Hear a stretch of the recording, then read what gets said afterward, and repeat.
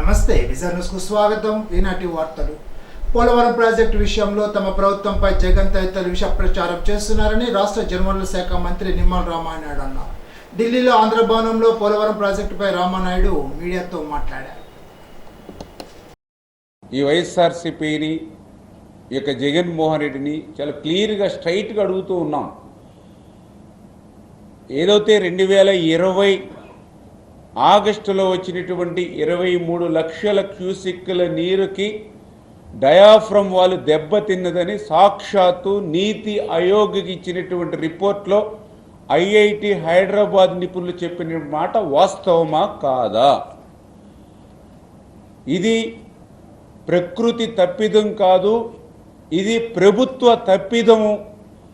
ఇటువంటి క్రిటికల్ ప్రాజెక్టులలో ఇటువంటి ఏజెన్సీని రద్దు చేసేటువంటి ప్రయోగాలు చేయవద్దు అని ఐఐటి హైదరాబాద్ తన రిపోర్టులో చెప్పినటువంటి మాట వాస్తవమా కాదా?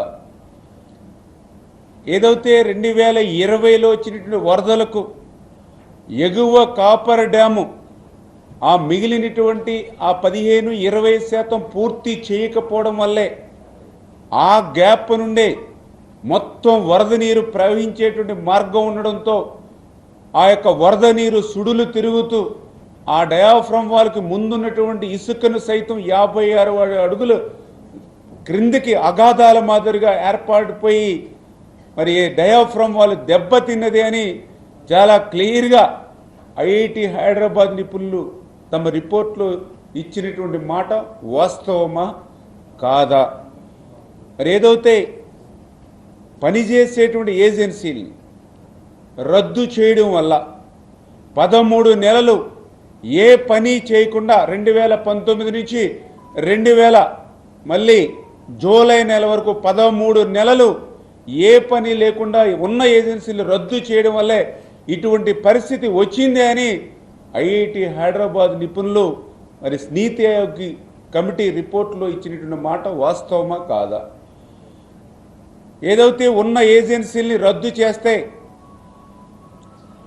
సమయం డిలే అవడంతో పాటుగా రేపు ఆ యొక్క ప్రాజెక్టుకి కానీ డ్యామ్కి కానీ భద్రత విషయంలో ఇబ్బంది వస్తే ఏ ఏజెన్సీ బాధ్యత వహిస్తుంది? ఒకే వర్క్ని 2 ఏజెన్సీలు పనిచేస్తే ఎవరు బాధ్యత వహిస్తారు రేపు ప్రమాదం వస్తే అని పీపీఏ సిఈఓ ఆ రోజునటువంటి జైన్ గారు ఈ యొక్క రాష్ట్ర ప్రభుత్వానికి లేఖ రాయడం వాస్తవం కాదా?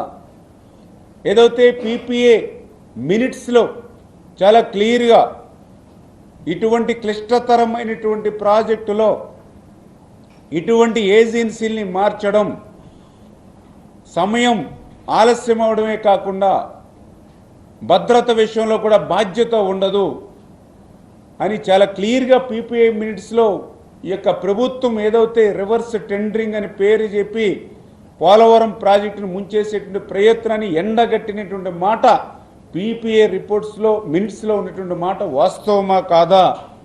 ఈ యొక్క జగన్మోహన్ రెడ్డి వైఎస్ఆర్సీపీ సమాధానం చెప్పాల్సిన అవసరం ఉంది. పురంలో ఈ నమోదు కార్యక్రమంలో తహసీల్దార్ దశకవంశీ పాల్గొన్నారు. జిల్లా జాయింట్ కలెక్టర్ ఉత్తర్వుల మేరకు ఈ పంట వల్ల కలిగే ప్రయోజనాలను రైతులకు తెలిపారు. గ్రామంలో గల 800 ఎకరాలకు గాను 400 ఎకరాలను ఈ పంట నమోదు చేశారు. రెవెన్యూ సిబ్బంది ఈ కార్యక్రమంలో పాల్గొన్నారు. అత్తిలి మానవతా స్వచ్ఛంద సేవా సంస్థ ఆధ్వర్యంలో అత్తిలిలో శాంతి ర్యాలీ నిర్వహించారు. కార్యక్రమంలో చైర్మన్ ఆనల ఆదినారాయణరావు, అధ్యక్షులు ముందూరి బాలకృష్ణరాజు, కార్యదర్శి కొరిపల్లి హరి, కోశాధికారి కుక్కల వెంకటరామారావు, ఉపాధ్యక్షులు ఆకుల ఆంజనేయులు, సహకార్యదర్శి కొరిపల్లి విజయ్ కుమార్, మద్దుల జగదీష్, కొనగల అనిల్, సత్య రామకృష్ణ బోస్, డిగ్రీ జూనియర్ కళాశాల విద్యార్థులు, అధ్యాపకులు పాల్గొన్నారు. బస్టాండ్ సెంటర్లో మానవహారం నిర్వహించి కోల్కతా జూనియర్ డాక్టర్ హత్యాచార ఘటనకు నిరసన వ్యక్తం చేశారు. వారి సహకారంతో నిరంతర సేవా కార్యక్రమాలను కొనసాగిస్తూ దినాభివృద్ధి చెందుతూ విస్తరిస్తున్నది. ఈ మహా కార్యక్రమం రానున్న కాలంలో భారతదేశమంతా విస్తరించి ప్రపంచ మానవాళికి ఆదర్శంగా నిలవాలని మానవతా సంస్థ ఆకాంక్షిస్తున్నది. మానవతా వారోత్సవాలలో భాగంగా జరుగుతున్న మన మండలంలోని శాంతి ర్యాలీని కుల మతాలకు అతీతంగా స్త్రీ పురుష భేదం లేకుండా అందరూ మమేకమై శాంతి ర్యాలీని మానవతా స్వచ్ఛంద సేవా సంస్థ అత్తిలి యూనిట్ నుండి శాంతి ర్యాలీ ఏర్పాటు చేసుకోవడం అయిందండి. దీనికి డిగ్రీ కాలేజీ నుంచి వారి విద్యార్థుల్ని ఇచ్చినందుకు డిగ్రీ కాలేజీ ప్రిన్సిపల్ వారికి అలాగే సిబ్బందికి అందరికీ ధన్యవాదాలు తెలియజేసుకుంటున్నాం. మానవతా స్వచ్ఛంద సేవా సంస్థ ఆంధ్రప్రదేశ్లో సుమారు 70,000 మంది సభ్యులతోటి 130 శాఖలతోటి విరాజిల్లుతుంది. అనేక సేవా కార్యక్రమాలు చేస్తూ ముందున్నటువంటి స్వచ్ఛంద సేవా సంస్థ ఇది. పేదవారికి ముఖ్యంగా శ్మశానాలకు సంబంధించినటువంటి విషయంలో ఎన్నో సేవా కార్యక్రమాలు చేస్తూ ఉంది. బాడీ ఫ్రీజర్ బాక్సులు, అలాగే శాంతి రథాలు, అంబులెన్స్ సేవలు, రక్త నిధులు, ఇలా అనేక రకాల సేవ చేస్తూ మరి ఈరోజు 2024 సంవత్సరంలో ఆగస్టు 16 నుండి 21వ తేదీ వరకు శాంతి ర్యాలీ వారోత్సవాలు జరుగుతున్నటువంటి సందర్భంగా ఈరోజు 17/8/2024 మన అత్తిల్లో శాంతి ర్యాలీ ఏర్పాటు చేసుకోవడం అయింది. దీనికి మా చైర్మన్ శ్రీ ఆనాల ఆదినారాయణ గారు, మా ప్రెసిడెంట్ అధ్యక్షులు శ్రీ బాలకృష్ణరాజు గారు, అలాగే హరి గారు, ఇలా ఇతర మానవతామూర్తులందరూ కూడా హాజరయ్యారు. వారందరూ యొక్క ధన్యవాదాలు తెలియజేసుకుంటూ ఈ కార్యక్రమానికి వారి యొక్క విద్యార్థుల్ని ర్యాలీకి పంపించినందుకు ప్రిన్సిపల్ గారు రమణమూర్తి గారికి ప్రత్యేక ధన్యవాదాలు తెలియజేసుకుంటూ ఉన్నాం. Thank you sir. అత్తిలి పుర ప్రముఖులు ఛాంబర్ ఆఫ్ కామర్స్ వ్యవస్థాపక అధ్యక్షుడు బేతు రామకృష్ణ గాంధీ మరణం వ్యాపార వర్గాలకు తీరని లోటని అత్తిలి ఛాంబర్ ఆఫ్ కామర్స్ అధ్యక్షుడు ఆనాల ఆదినారాయణరావు అన్నారు. కార్యవర్గ సభ్యులతో కలిసి గాంధీ కుటుంబ సభ్యులను పరామర్శించి సానుభూతి తెలిపారు. పూర్వపు తణుకు తాలూకా చౌక్ డిపో డీలర్స్ కార్యదర్శిగా రేషన్ డీలర్ల సమస్యల సాధన కోసం కృషి చేశారని, 1997లో ఏర్పడిన అత్తిలి ఛాంబర్ ఆఫ్ కామర్స్కు తొలధ్యక్షుడిగా ఆయన సేవలందించారని, రాజకీయ నాయకులతో అధికారులతో సన్నిహిత సంబంధాన్ని నెరవేర్చారని ఆయన అన్నారు. ఛాంబర్ కార్యదర్శి ముక్కు సత్యనారాయణ, కోటినాథ పరమేశ్వరరావు, కాస వీరభద్రుడు, పులపతి వెంకటేశ్వరరావు, షేక్ మస్తాన్, ఎడ్లపల్లి వాసు తదితరులు పాల్గొన్నారు. అత్తిలి మండలం కే సముద్రగుట్టు గ్రామానికి చెందిన చేబ్రోలు బసవయ్య అనే విద్యార్థి IIIT లక్నోలో MSc డాటా సైన్స్ చేయడానికి మొదటి సెమిస్టర్కు 1,16,000 రూపాయల ఆర్థిక సాయాన్ని చెక్ రూపంలో తణుకు శాసనసభ్యుడు ఆర్ రాధాకృష్ణ అందజేశారు. తన ఆర్థిక సమస్యలు తెలుపుతూ బసవయ్య ఇటీవల ట్విట్టర్ ద్వారా ఆంధ్రప్రదేశ్ రాష్ట్ర విద్యాశాఖ మంత్రి నారా లోకేష్ను సహాయం కోరారు. చదువుకు ఆర్థిక సమస్య అడ్డు కాకూడదనే నేపథ్యంలో వెంటనే స్పందించి సహాయం కోరిన బసవయ్యకు 4 సెమిస్టర్లకు 4 లక్షల రూపాయలకు మొదటి సెమిస్టర్ మొత్తాన్ని లోకేష్ పంపారు. భవిష్యత్తులో ఉన్నత స్థానాలకు చేరుకోవాలని ఆకాంక్షిస్తూ శుభాకాంక్షలు తెలిపారు. కేఎస్ గట్టు గ్రామానికి చెందినటువంటి బసవయ్య అనే విద్యార్థి ఇటీవల ట్విట్టర్లో తన చదువు కోసం సహాయం అందించమని లోకేష్ గారికి విన్నవించుకోవడం మనందరికీ కూడా తెలుసు. లోకేష్ గారు కూడా వెంటనే స్పందించి ఈ అబ్బాయికి కావాల్సినటువంటి IIITలో లక్నోలో చదువుకోవడానికి కావాల్సినటువంటి ఆర్థిక సహకారాన్ని అందిస్తామని హామీ ఇచ్చడం జరిగింది. ఆ హామీలో భాగంగా ఈరోజు మొదటి సెమిస్టర్కి సంబంధించి 1,16,000 రూపాయలు కూడా ఈరోజు లోకేష్ గారి సహకారంతో బసవయ్యకి అందించడం జరుగుతుంది. లోకేష్ గారు ఏదైతే మాట ఇస్తారో ఆ మాటకు అనుగుణంగా ప్రతి ఒక్కరికి కూడా సహకారాన్ని అందిస్తున్నారు.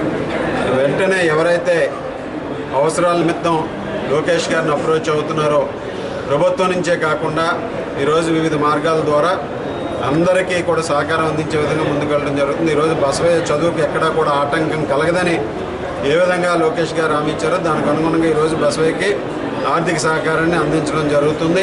భవిష్యత్తులో మిగిలిన సెమిస్టర్లు కూడా పూర్తిగా తన చదువుకి అయ్యే వరకు కూడా లోకేష్ గారు మాట ఇచ్చిన ప్రకారం వారికి సహకారాన్ని అందిస్తారని ఈ సందర్భంగా తెలియజేశారు. తణుకు జిల్లా ప్రజా పరిషత్ బాలున్నత పాఠశాలలో community para medicals primary health care provider welfare association Tanuku మండల అధ్యక్షులు సరిల వీరతాత ఆధ్వర్యంలో పశ్చిమ గోదావరి జిల్లా ప్రధాన కార్యదర్శి ఎస్కే చిట్టి సుభాన్ అధ్యక్షతన క్యాన్సర్ వ్యాధిపై అవగాహన సదస్సు నిర్వహించారు. కార్యక్రమానికి ముఖ్య అతిథిగా తణుకు నియోజకవర్గ శాసనసభ్యులు ఆర్మీ రాధాకృష్ణ పాల్గొని community para medicals primary health care provider welfare association రూపొందించిన క్యాన్సర్పై అవగాహన వాల్ పోస్టర్లను కరపత్రాలను ఆవిష్కరించారు. కార్యక్రమంలో పశ్చిమ గోదావరి జిల్లా అధ్యక్షులు ఏఆర్కే పరమేశ్వరులు మాట్లాడుతూ ఫాస్ట్ ఫుడ్ ప్లాస్టిక్ వాడకం వల్ల క్యాన్సర్ వ్యాధులు వచ్చే అవకాశం ఉన్నందున వాటిని దూరం చేసే దిశగా ప్రతి ఒక్కరు బాధ్యత తీసుకోవాలని అన్నారు.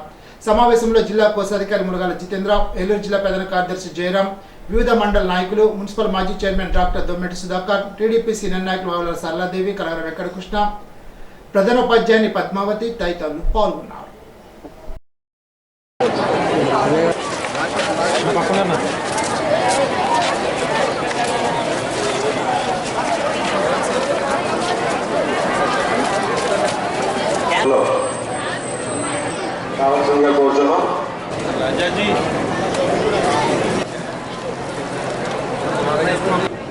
క్యాన్సర్కి సంబంధించి ఉచిత స్క్రీనింగ్ క్యాంప్ని నిర్వహించడం చాలా సంతోషం. టీఎంపీ ఆధ్వర్యంలో ఈ క్యాంపు నిర్వహించి అనేక మందికి ఈ స్క్రీనింగ్ ద్వారా సేవలు అందించడం చాలా అభినందనీయమని సందర్భంగా తెలియజేసుకుంటున్నాను.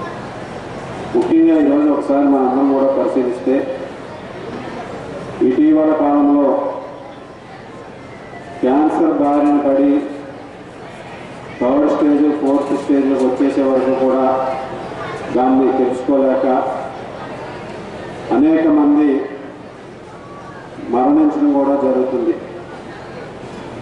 వివిధ కారణాల వలన ఈరోజు ప్లాస్టిక్ ఎక్కువగా ఉపయోగించడం వల్ల కానీ, ఆయిల్స్ వల్ల కానీ, అనేక కారణాల వలన క్యాన్సర్ పేషెంట్లు అత్యధికంగా పెరిగినాయి అనేది ఈరోజు రికార్డులు తెలియజేస్తున్నాయి మనకి. ఈరోజు మేము కూడా మా దగ్గరకు వచ్చేటటువంటి పేషెంట్లో చాలామంది బసవతారకానికి రికమెండ్ చేయమను, లేకపోతే ఇంకొక హాస్పిటల్ రికమెండ్ చేయమను, అనేక మంది ఈరోజు క్యాన్సర్ వచ్చిందని చెప్పి రావటం కూడా చూస్తుంటే చాలా బాధాకరంగా ఉంటుంది. ఇటువంటి పరిస్థితుల నుంచి ఒకే ఒక మార్గం, ఈరోజు క్యాన్సర్కి పూర్తిగా మెడికేషన్ దానికి ప్రివెన్షన్ కానీ రాలేదు కనుక అందరూ కూడా క్యాన్సర్ బారిన పడకుండా జాగ్రత్త వహించి మన లైఫ్ స్టైల్ జీవన విధానంలో మార్పులు తీసుకొని అందరం కూడా అన్నీ కూడా లిమిట్స్ చేసుకోవాల్సినటువంటి ప్లాస్టిక్ వినియోగాన్ని కానీ, కూల్ డ్రింక్స్ వినియోగాన్ని కానీ, ఆయిల్స్ కానీ ఇటువంటివన్నీ కూడా లిమిట్ చేసుకుని వెళ్ళాల్సినటువంటి అవసరం ఉంది. అదేవిధంగా దాంతోపాటుగా ఎప్పటికప్పుడు స్క్రీనింగ్ చేయించుకొని దాన్ని ముందే ప్రివెంట్ చేసుకునే విధంగా ఈరోజు ఒకవేళ క్యాన్సర్ వచ్చినా దాన్ని నుంచి కాపాడబడాలంటే మొదటి 1-2 స్టేజ్లో ఉంటే వారు సర్వైవ్ అయ్యే అవకాశం ఉంటుంది. మనం తింటున్న ఆహారాలు, మనం తీసుకుంటున్న మన ఆహార అలవాట్లు, మన జీవన విధానం ఇటువంటివే మేజర్గా మనకి క్యాన్సర్ వచ్చేదానికి కారకాలు అవుతున్నాయి.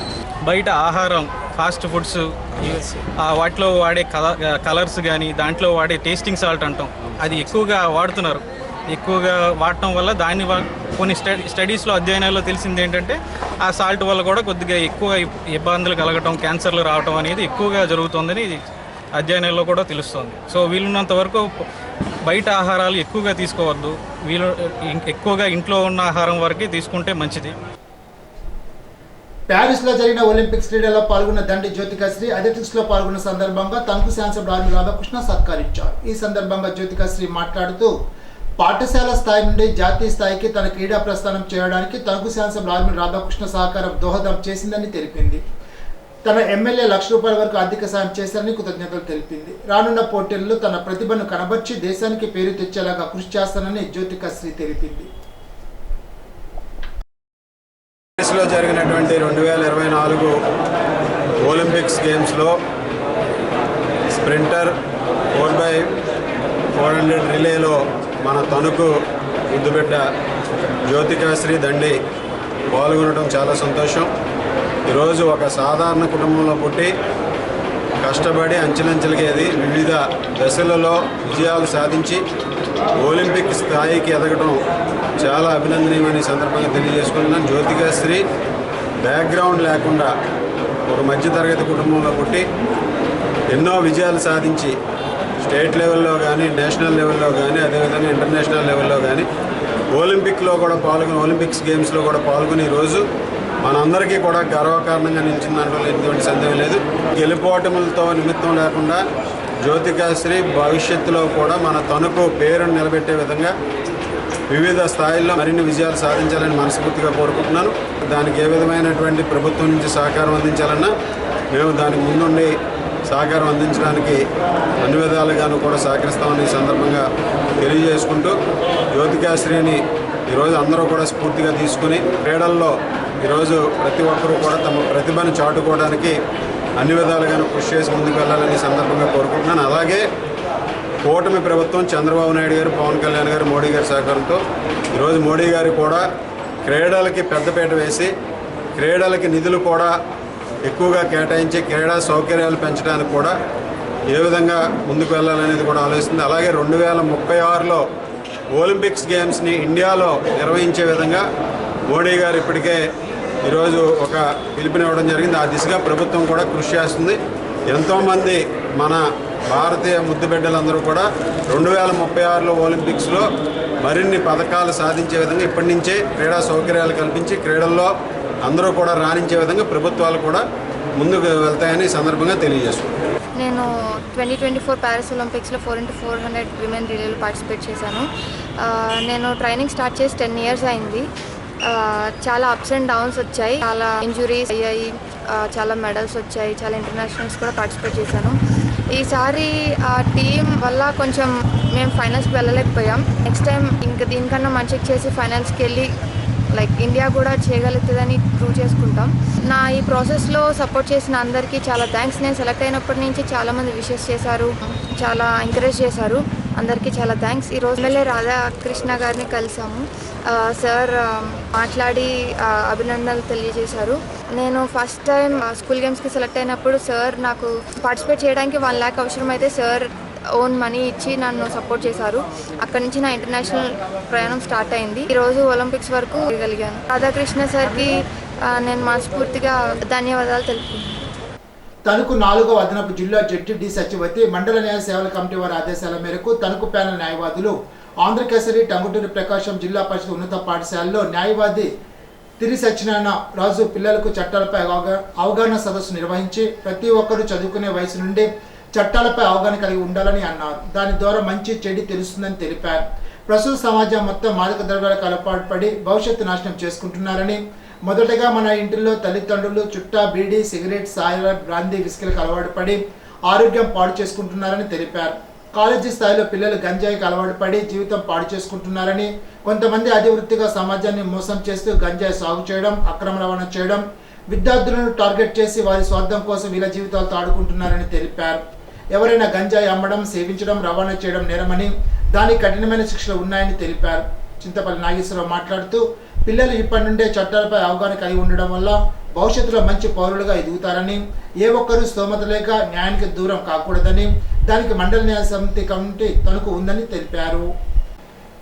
తణుకు 4వ అదనపు జిల్లా జడ్జి డి సత్యవతి తణుకు ఆదేశాల మేరకు మొదటి అదనపు junior civil judge Ranjith Kumar sub jail సందర్శించి ముద్దాయిలకు అందుతున్న ఆహారం, వసతి సదుపాయాల గురించి అడిగి తెలుసుకొని ఆరోగ్య సమస్యలు ఉంటే వెంటనే జైలు అధికారులకు తెలపాలని కోరారు. అందరికీ న్యాయవాది ఉన్నారా లేరని అడిగి తెలుసుకున్నారు. ఒకవేళ ఎవరైనా న్యాయవాదిని పెట్టుకునే స్తోమత లేకపోతే కోర్టు ద్వారా ఉచిత న్యాయవాదిని ఏర్పాటు చేస్తారని తెలిపారు. జైలు అదాలత్లో భాగంగా ప్రీ బ్రాయిలింగ్ చట్టం గురించి తెలిపారు. దాని పరిధిలో రిమాండ్ ముద్దాయిలు కేసును ఒప్పుకుంటే అక్కడికక్కడే శిక్ష వేసి కేసు తీసేస్తారని తెలిపారు. ప్రతి ఒక్కరూ జైలు న్యాయవాది ఇచ్చే ఉచిత న్యాయ సలహాలు పాటించాలని, వర్షాకాలం దృష్ట్యా పరిసరాలు శుభ్రంగా ఉంచుకోవాలని కోరారు. ఆరోగ్య సమస్యలు ఉంటే తెలియచేయాలని అన్నారు. వారికి అందుతున్న ఆహారాన్ని పరిశీలించారు. జడ్జితో పాటు న్యాయవాదులు చింతపల్లి నాగేశ్వరరావు, అజలంక అజయ్ కుమార్, తిరే Satyanarayana Raju, Paidi Dhananjay, jail superintendent G Mohan Rao, సిబ్బంది పాల్గొన్నారు. ఇప్పుడు ఒక చిన్న బ్రేక్.